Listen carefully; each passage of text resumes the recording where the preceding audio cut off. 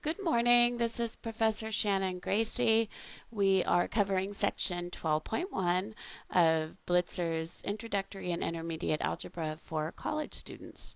So today we start with exponential functions. We'll learn how to evaluate and graph exponential functions, and then we'll learn about the exponential functions with base E and use compound interest formulas. So let's go ahead and start with a warm-up, and you can pause the movie and give it a shot. Good luck.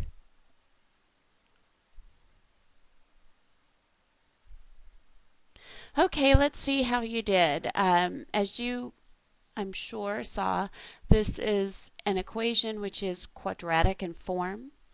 So if we let u equal to x squared minus 2 and move that 6 over to the left side of the equation, we'll get u squared minus u minus 6 is equal to 0. Now let's go ahead and isolate x in this equation. We would end up with u plus 2 is equal to x squared. If I, switch the sides on that, so it's what you're used to using the reflexive property, and square root both sides, we'll get a result for x over here, where x is plus or minus the square root of u plus 2. So we'll just put that on hold for the moment and solve this equation, which is written in u, and then find x in a moment. So here we go. This guy can factor as u minus 3 times u plus 2 is equal to 0. Using the zero product property, we'll get u minus 3 is 0, or u plus 2 is 0. So u is equal to 3, or u is equal to negative 2. Coming back, again, let's highlight this stuff. So this here is what we substituted u for, and then now we got that u were these numbers. So wherever we see a u, we'll plug in those numbers. So here we go. First off, for u equal to 3, we'll have x is equal to plus or minus the square root of 3 plus 2, because that's what we got for u. And x will be equal to plus or minus the square root of 5. And if you do a mental check, you'll see that that works out, or you can write it out if you need to. For u equal to negative 2, we will get x is equal to plus or minus the square root of negative 2 plus 2. So this time we're plugging in negative 2 for u. And then x is equal to plus or minus root 0, so x is 0. And that solution also works. Now we'll get our solution set of negative root 5, 0, and positive root 5. Okay, how'd you do? Awesome. Alrighty. So the official definition of an exponential function, f, with base b, is defined by f at x is equal to b to the x, or if you want to write it in equation notation, you can write it as y equals b to the x. Now, in order for this to be an exponential function, you need to have b be a positive constant other than 1. So b is greater than 0 and b is not equal to 1. And x is any real number. Okay. So let's take a look. First of all, let's see if we can recognize what the heck an exponential function would look like. So here we go, f at x equal to 3 to the x. Well, let's identify each part. B is equal to 3. and 3 is indeed greater than 0, and 3 is not equal to 1, and then we have an x in the variable portion. So, yes, we do have an exponential function. Or I apologize, we have an x in the exponent. Okay, over here, g of x equals negative 4 raised to the x plus 1. Well, again, we have a variable expression in the exponent, so that works. But look, b is equal to negative 4. Negative 4 is less than 0, right? So it doesn't meet that one requirement. So, no, this one is not an exponential function. There's more going on there. So let's practice evaluating exponential functions. So we're evaluating f at 3 different values for x. So f at negative 2 is equal to 2 to the negative 2. So where I see an x, I'm plugging in a negative 2. Well, this is equal to 1 over 2 squared, which is 1/4, using properties of exponents. So wherever we had an x, we plugged in a negative 2. Okay, so next up, we're supposed to find f at 0. So f at 0 is 2 raised to the 0. Well, anything raised to the 0 power is 1.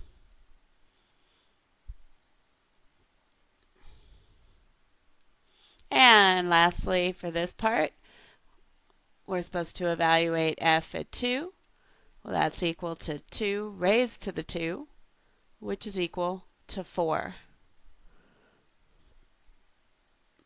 So go ahead and pause the movie and give the next one a try. Again, you got to just use your properties of exponents. You learned that a while back, so this will be a good review.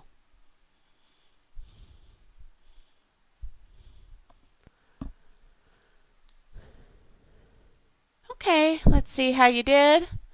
Again, wherever we see an x, we'll be plugging in these different values of x we're supposed to evaluate.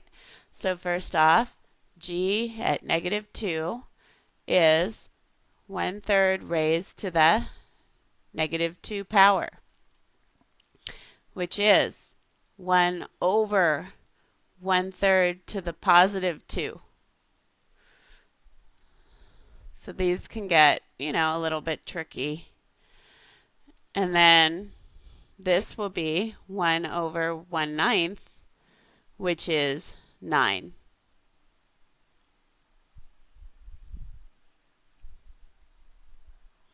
G at 0 will be 1/3 raised to the 0, which of course is 1. Anything raised to the 0 power except for 0 is 1. And then g to the positive 2 will be 1/3 squared, which is 1/9. So again, this is what we plugged in for each. And we're all set. How'd you do on that guy? Great. Okay, so now let's talk about graphing. Graphing, my advice is to get 5 ordered pairs, and then you need to learn what these graphs look like. So they're pretty cool. Let's check out this guy. So we have x. We have f at x equals 3 to the x. And then we have the ordered pair x comma f at x.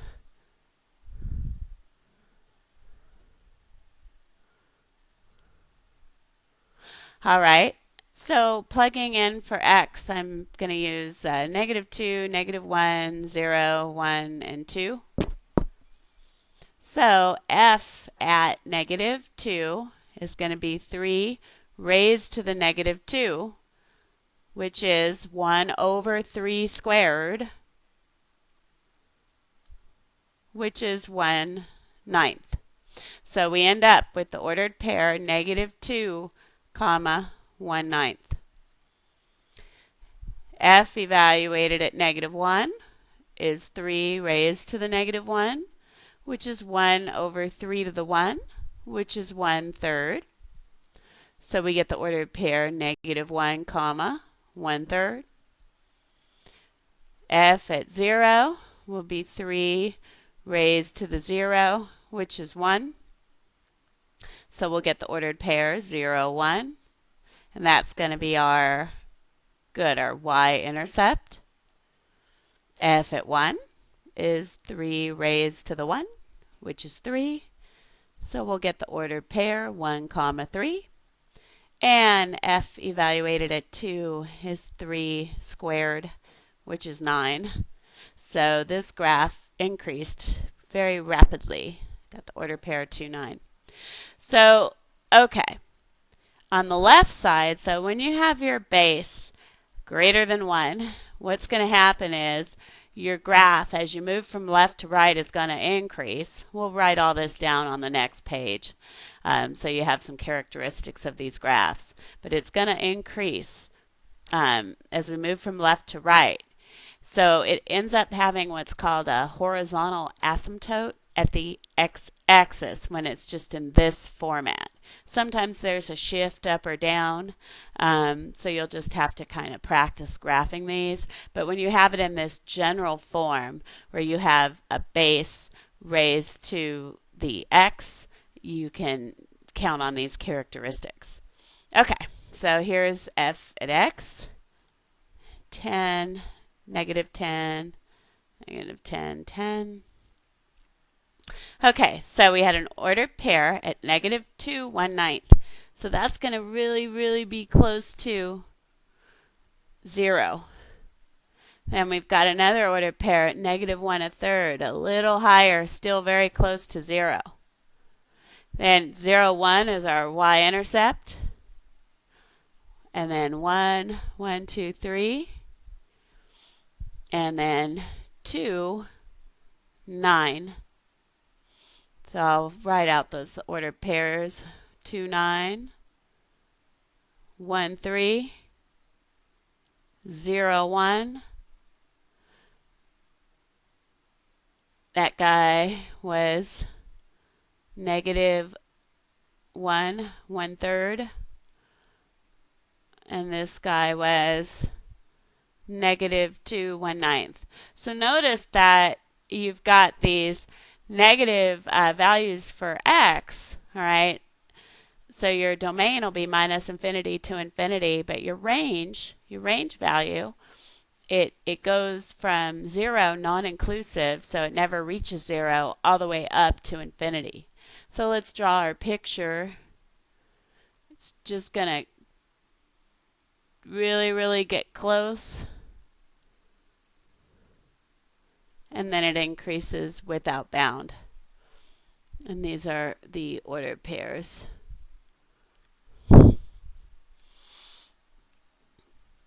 Okay, so why don't you guys give this one a try? It might be a little bit trickier, so work in pencil. If you don't feel comfortable, you can just work along with me.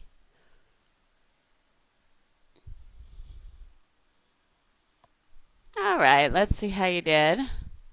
So this guy, I mean, you know that there's going to be a relationship between these graphs. So we just got to see what ends up happening.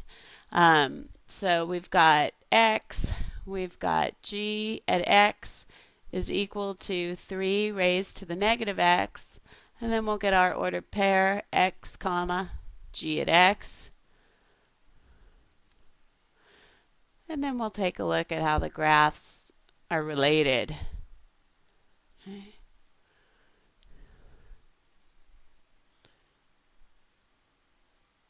So we'll use the same ordered pairs. So g evaluated at negative 2 is going to be 3 raised to the opposite of negative 2. Whoops, sorry. Which is going to just be 3 squared, which is 9. So we'll get the ordered pair negative 2, comma 9. G evaluated at negative 1 is 3 raised to the opposite of negative 1, which is 3 to the 1, which is 3.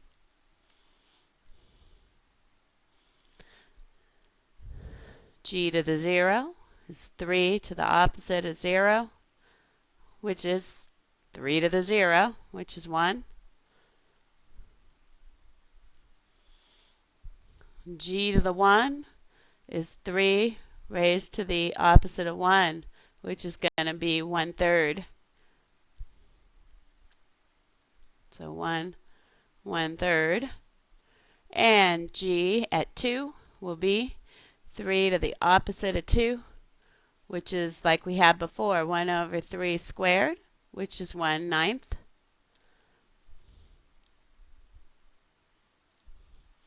Alrighty, so here's G at X. We'll use our regular scale. So here we go. Now look what's happening. At negative 2, we're up at 9, right? So we'll get negative 2, 9. And that's a closed circle. And then negative 1, 3. And then 0, 1. So that's the same.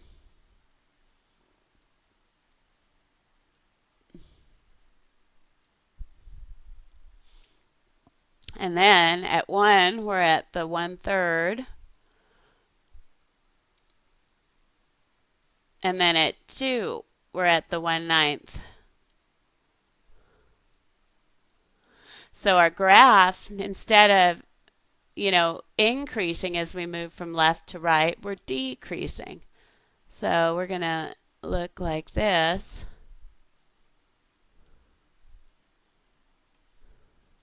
So we still have a horizontal asymptote at that x-axis. The line y is 0, but now it's decreasing. So if you take a look at these two graphs, right,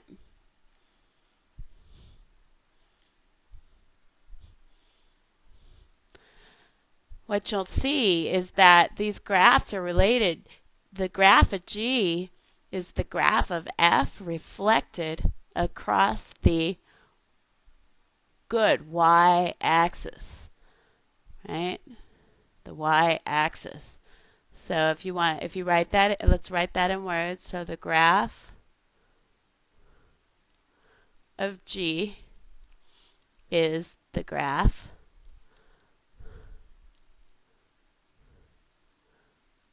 of F reflected across the y-axis.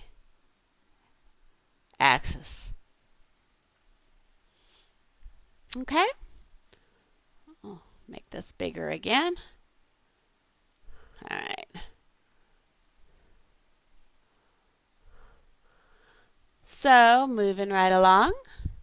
Why don't you go ahead and, pause the movie and try these two graphs and see what you come up with? And I'll check back with you in a moment.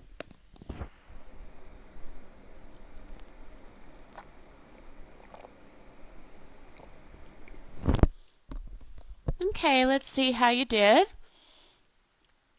So we'll have x. F at x is equal to 2 to the x this time. So we'll get our ordered pairs x comma f at x.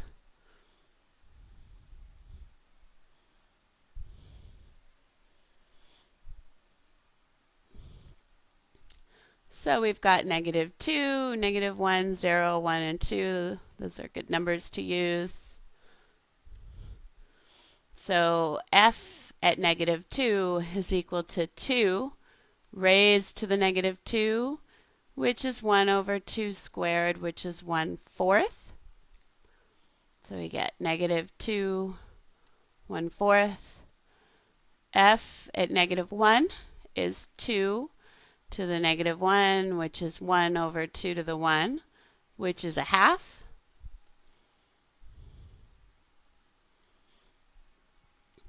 F at 0 is 2 to the 0, which is 1. F at 1 is 2 to the 1, which is 2. And F at 2 is 2 squared, which is 4. So, labeling our graph.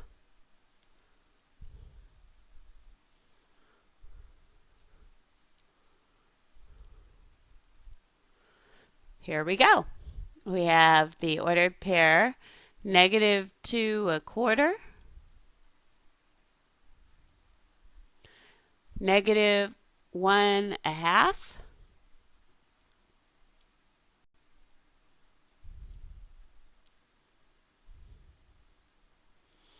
0 1,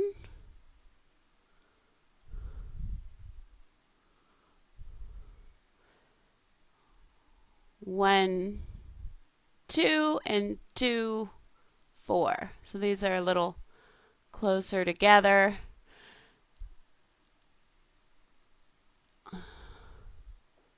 This guy here is 0 1, and this was 1. Whoops.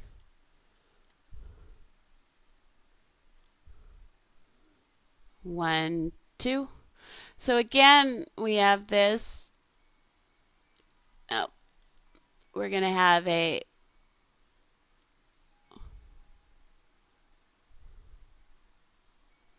horizontal asymptote at the line y is 0, and then as we move from left to right, our graph increases.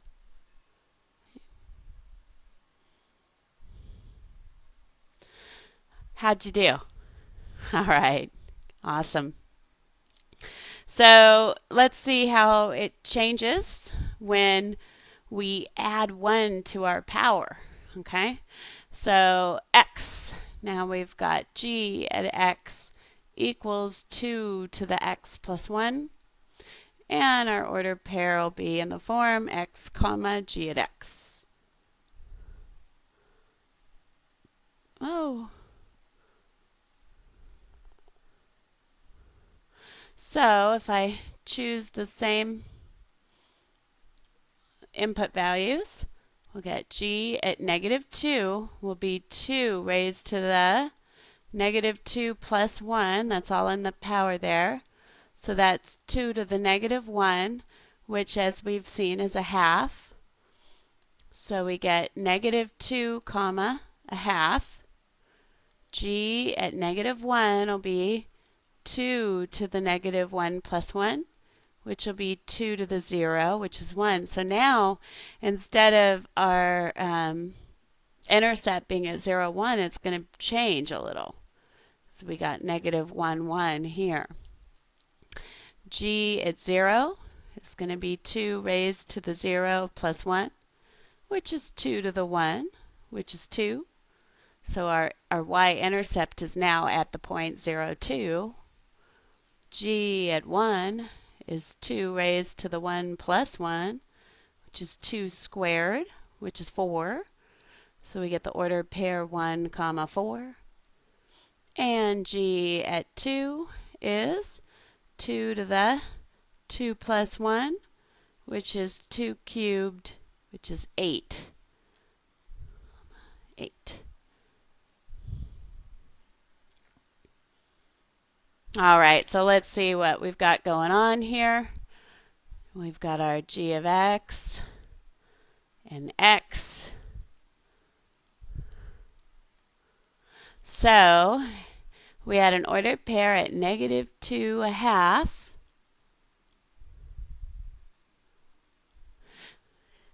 -1 1.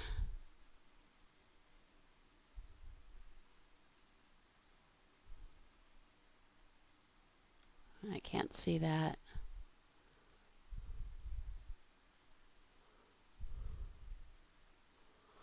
And then 0, 2, 1, 4, and then 2, 8. So our graph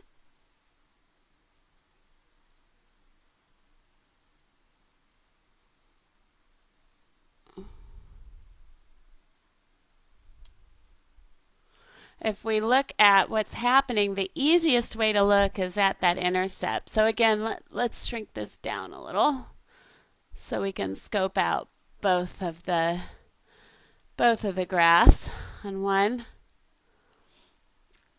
So notice that it's the same shape, right? It's the same shape graph. But what's happened here? What's happened? If you take a look at the first graph, right? It's moved over, hasn't it? It's moved over to the left by 1. So if you take a look at those ordered pairs, on the original graph I had 2, 4. Now this 1, 4. So it's moved 1 to the left. So then let's check it out. On the original graph, I had an ordered pair at 0, 1. Now it's at 0. Now my 0 point is at 0, 2. And on the original, see, we had an ordered pair at 1, 2. So if you look at those y values, 1, 2, 0, 2, so the new graph is shifted 1 to the left. So the graph of G is the graph of F shifted 1 unit to the left. So it's got the same shape and everything, it's just been moved over to the left by 1 unit. Okay? All right. So let's talk about characteristics of these graphs. Oops.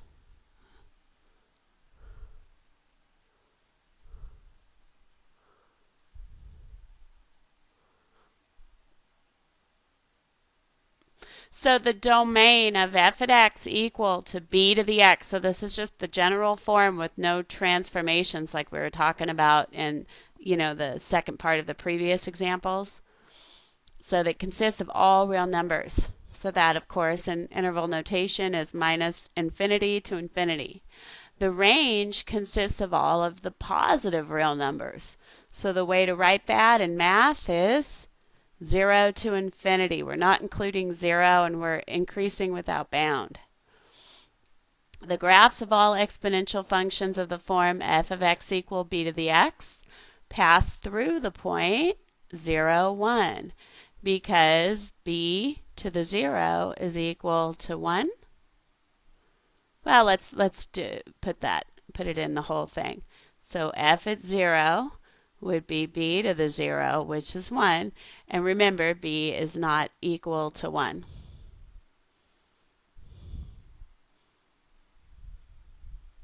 Or rather, well, that's true, but it's also b is not equal to 0.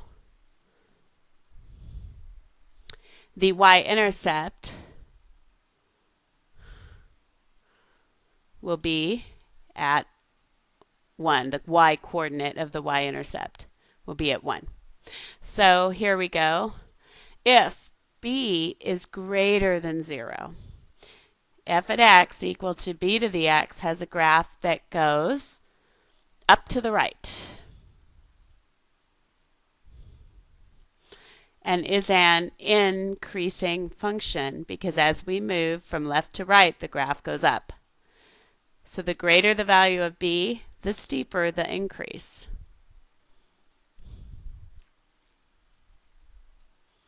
Now, if b is between 0 and 1,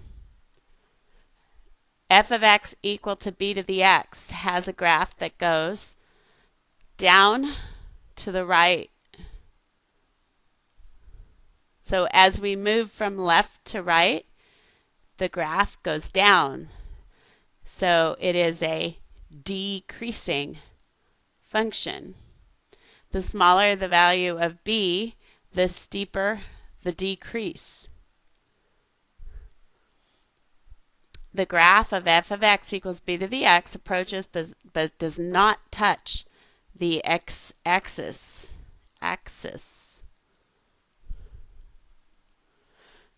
The line y equals 0 is called a horizontal asymptote.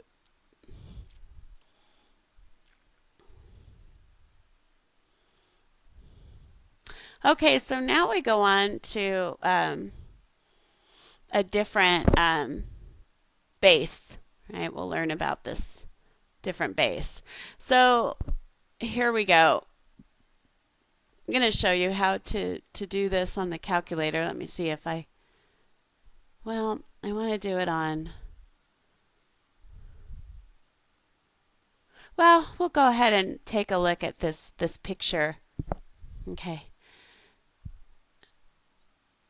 So here, let's take a look at what's happening here.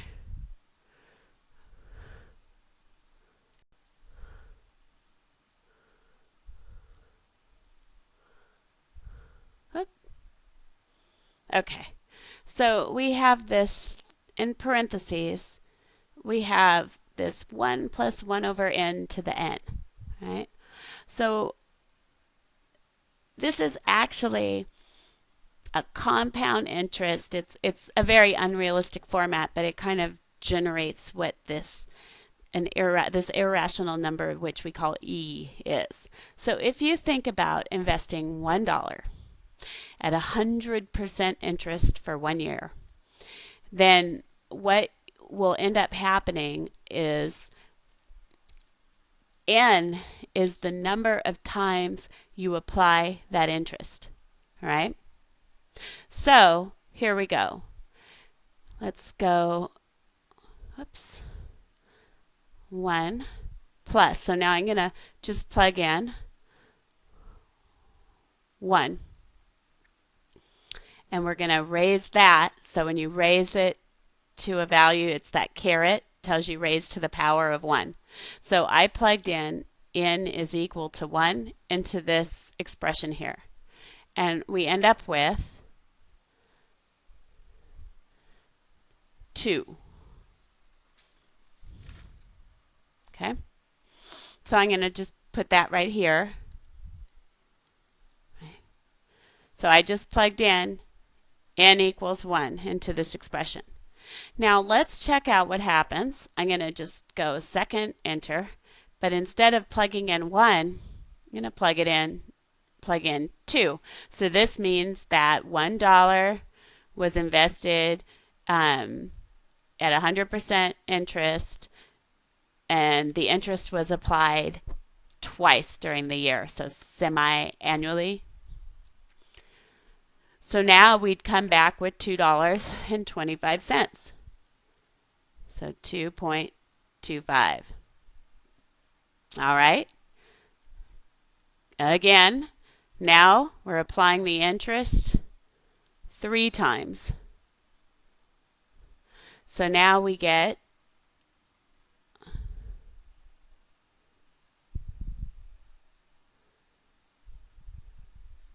2.37. Oh, actually, my bad. I skipped 3 and went to 5. So here we go.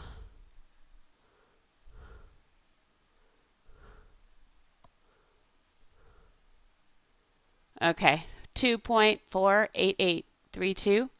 2.48832. And then plugging in 10. So this means the interest was applied 10 times.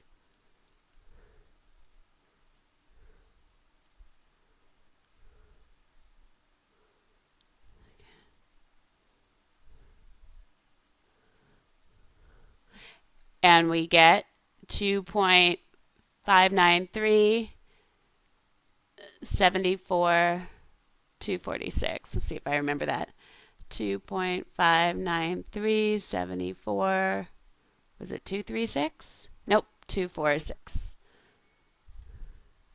6.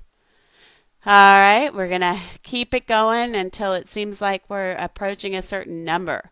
So when you're in calculus, it's actually a special limit that you learn. So second enter, we're now plugging in 100. So coming over here. So this means, oops.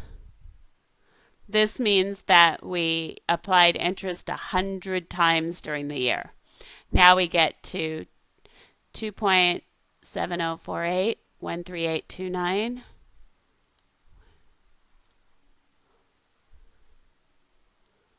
No, 4813829.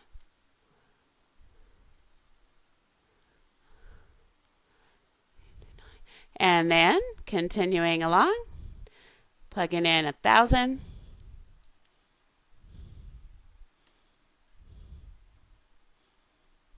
We get 2.7169.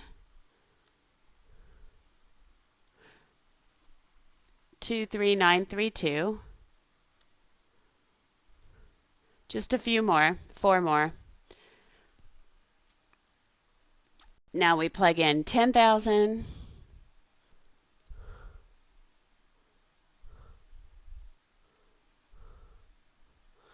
We get 2.7181. 45927.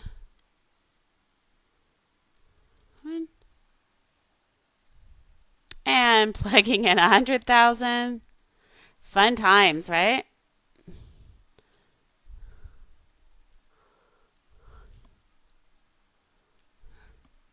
We get 2.7182. It's starting to look like it's going to a certain number, and then 68237.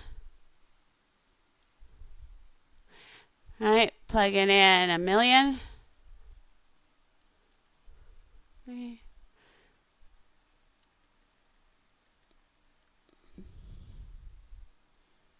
We'll get 2.7182 again, and then 80469.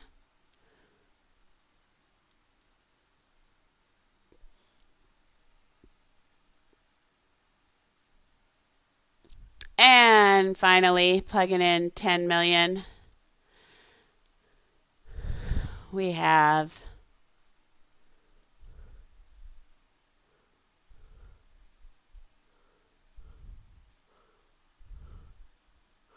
2.7182 again. Oh, let me see. I think maybe I did too many zeros.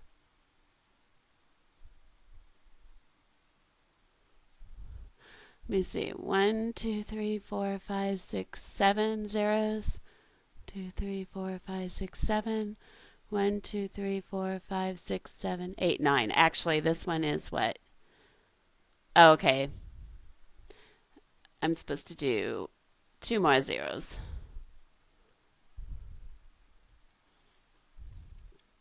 Forgetting what numbers I had put in. All right, so here we get 2.7182 again, and then 81827.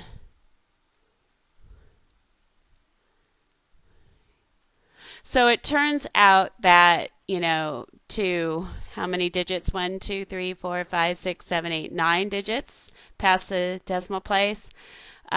This is what the number E is approximately.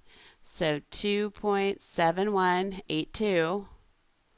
81827. All right, so it's called the natural base. The function f of x is equal to e raised to the x is called the natural exponential function. So on your calculator, even the scientific ones, you have a key right here. This is the e to the x key right here, and it's on, usually the second command from the natural log, which we'll learn about next time. So here, if you go second e, so that's saying raise e to the something. So let's just say I want to evaluate the natural exponential function at 5. So this would be approximately 148.4.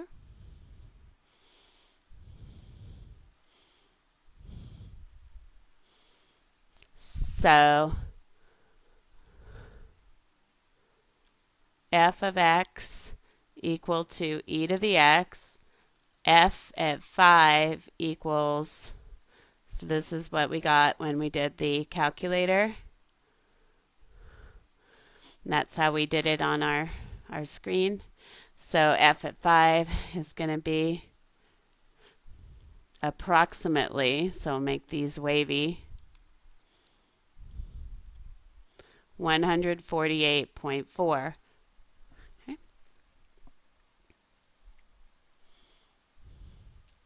All right, so here's some formulas for compound interest. All right, so after T years, the balance A in an account with principal P and annual interest rate R, which is in decimal form, is given by the following formulas. So if there's a finite number of compounding interest periods per year, you get A is equal to P times 1 plus R over N raised to the N times T. And then continuous compounding is just A equals PE to the raised to the RT. So maybe you could remember that by PERT, but just remember RT is in the exponent. All right, so now let's go back to this guy. Remember how I said we invested, it's like this one here is, you can think of it as investing $1 at 100%, which equals 1, interest,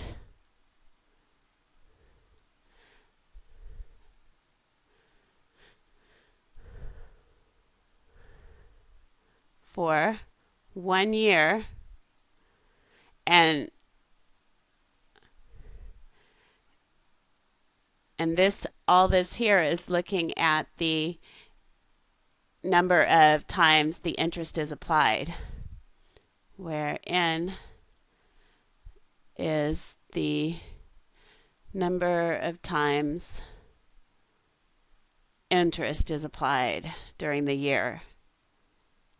So this is a special case where we get this base of E, one way to look at it.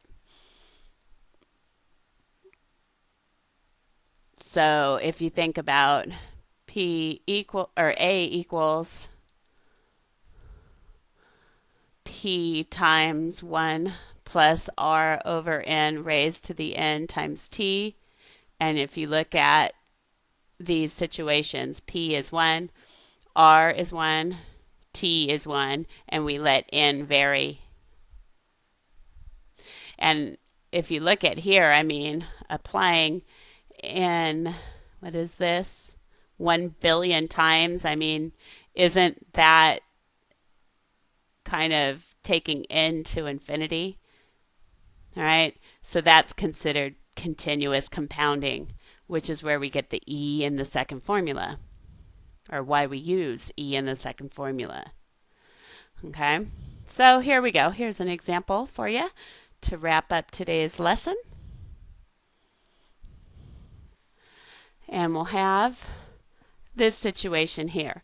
So find the accumulated value of an investment of $5,000 for 10 years at an interest rate of 6.5%. Sorry, there's a typo here. If the money is, and then we have 3 situations: compounded semi-annually, compounded monthly, and compounded continuously. So basically, do you see that P in all three parts, P is 5,000, right? That's what was invested. T is 10 years. R is 6.5%, which is equal to 0.065. So now here, the only thing that's going to change is N. So semi-annually, semicircle, right, is half a circle. So every half year it's applied. So twice a year. Since it's a finite number of times interest is applied, we use this formula. So A is equal to 5,000. Because P is 5,000, 1 plus 0.065 divided by 2, because N is 2 and R is 0.065, and then raised to the 2 times 10. So my advice is do this a piece at a time, okay? So 1 plus 0.065 divided by 2 is, oops, I didn't do 0.065.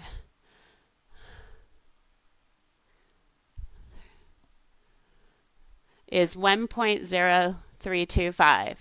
So A is 5,000, 1.0325, is that what it was? Yes. And 2 times 10 is 20, right? So now on the calculator, and we'll round to the nearest cent, or nearest hundredth, because we're dealing with cents, money, dollars and cents. So 5,000 times 1.0325325. Okay, and that is being raised, so that little caret thing, to the 20th. And we get $9,479.19.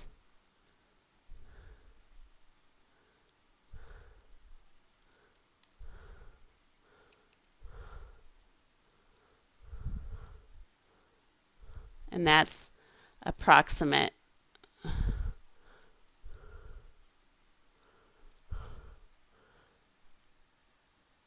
All right, so that's a pretty, in today's market, that's a pretty high interest rate. But if you kept that money in and didn't take it out, that 5,000, it would almost double in 10 years with these conditions. Now let's check out what happens if interest is applied monthly. So that would make N equal to 12. So again, we would have A is P times 1 plus R over N raised to the NT, because N is finite. So A is 5,000 times 1 plus 0.065 divided by 12 raised to the 12 times 10, because T is still 10, but N has changed to 12. So now, if we clear this stuff out, let's do 1 plus 0.065 divided by 12. So that is 1.0054166667. So we'll have A is 5,000 times 1.00546666541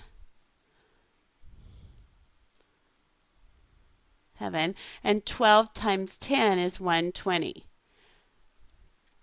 So now coming back, 5,000 times 1.00541667. Oops. 667 raised to the 120 is 95, 60, 92. So we've now approximated because that middle amount is approximated. And so this is going to be, what was it? 95, 60, 92. 5, 60, 92. So see, if it's compounded monthly, right, that means that you earn money more often. So as you notice, you ended up getting almost $100 more by applying interest 10 extra times.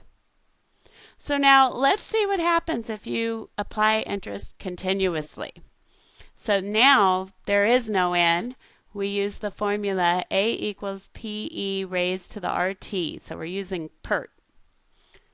So A is 5,000 times E raised to the 0.065 times 10. So if you, let's multiply the powers so that we don't do anything crazy on our calculator. Do you guys see that'll be equivalent to 0.65 when I do that multiplication? And then on the calculator, we will get, so let's clear this. So now 5,000 times E. So you hit second, and then this key here to get our E raised to the something. The something is 0.65. Enter. Okay. So we get 9577.70. So $9,577.70 approximately. So when we do this continuously, you know, it's starting to level out here. But what we end up with is this number here.